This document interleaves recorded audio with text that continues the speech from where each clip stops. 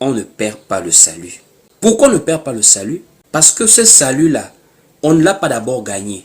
Comment tu vas perdre quelque chose que tu n'as pas gagné? Le salut, on l'a reçu. Et il n'y a que celui qui nous a accordé, qui peut nous retirer quelque chose. Or, nous savons que Dieu, il est fidèle. Dieu n'est pas émotionnel. Pour se réveiller un bon matin, comme tu l'as énervé, il te retire le salut. Alors, quelqu'un pose la question, comment est-ce qu'on ne perd pas le salut? Mais c'est parce que ceux qui sont déjà sauvés là, leurs noms sont déjà inscrits dans le livre de vie. Ceux qui sont déjà sauvés là, avant qu'ils ne naissent, leurs noms sont déjà inscrits dans le livre de vie. Ce n'est pas en venant sur la terre, avec nos efforts là, je ne veux pas mentir, mais je me suis fâché avec mon père hier, avec ma femme hier, avec le collègue hier. Ce n'est pas nos efforts qui déterminent notre salut. Notre salut est déterminé par l'élection de Dieu, avant même que nous ne puissions naître.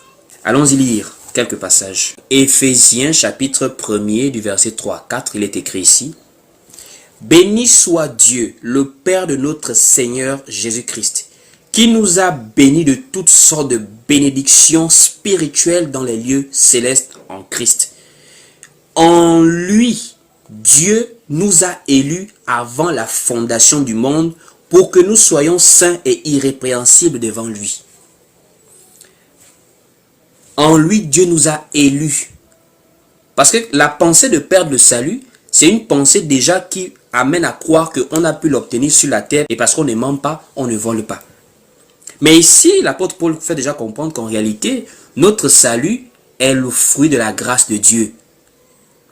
Dieu nous a aimés et il nous a choisis avant même qu'on n'ait fait ni bien ni mal pour perdre peut-être le salut un jour.